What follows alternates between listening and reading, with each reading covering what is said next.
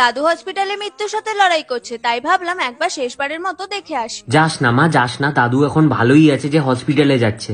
তুই গেলে দেখা গেলো ডিরেক্ট আকাশে চলে গেল। যাস না। আসলে বেশ কিছুদিন ধরে দাদু অসুস্থ থাকায় দাদুকে হসপিটালে ভর্তি করতে হয়েছে। বিশ্বাস কর, দাদু একদমই অসুস্থ না। তোর থেকে হাতছাড়া পাওয়ার জন্য বাড়িতে থাকতে চাইছে না, হাসপাতাল যাচ্ছে। আর আজকে হঠাৎ করে খবর এসেছে দাদুর অবস্থা নাকি খুবই খারাপ। এর আগে কিন্তু দাদু অনেকবারই হসপিটালে ভর্তি হয়েছিল, কিন্তু তারপরেও সুস্থ হয়ে বাড়ি ফিরে এসেছে। তুই কি জানিস তুই দাদুর নাতি না, তুই শুয়োরের নাতি। তাই প্রথম দিকে মনে হচ্ছিল যাবো না, পরে মনে হলো যাই গিয়ে একবার দেখেই আসি। তো এত সাজিস যখন, একটুখানি ফিনাইল নিয়ে চোখে মাস্কারা করে নে, তাহলে একদম পাক্কা ব্রিডের শাকচুনি লাগবি। ও ওয়েট, ওটা ছাড়াই লাগছি। আর যাচ্ছি শুধু একটাই কারণে, কারণ দাদুর সাথে কাটানো ছোটবেলার অনেক ঘটনা আছে। হ্যাঁ, আর তার মধ্যে একটা ঘটনা হলো তুই 5 তলা থেকে পড়ে গেছিলিস ছোটবেলায়, তোর মাথায় আঘাত লেগেছিল, তাই তুই এরকম পাগলের মতন জিনিস করি। তো এই দাদুই কিন্তু ছোটবেলায় আমাকে বিয়ে করতে চাইতো। হ্যাঁ, তোকেই বিয়ে করে নিতে চেয়েছিল দাদু, কারণ সে চাইনি যে অন্য কোনো ছেলের পাল্লায় তুই পড়িস, কারণ বুঝে যাও তোমরা। যাই হোক, তোমরা কিন্তু আমার দাদুর জন্য অবশ্যই প্রে করো। আমার দাদুর কিন্তু এখনো মরার বয়স হয়। হ্যাঁ, দাদুর মরার বয়স হয়নি, কিন্তু তুই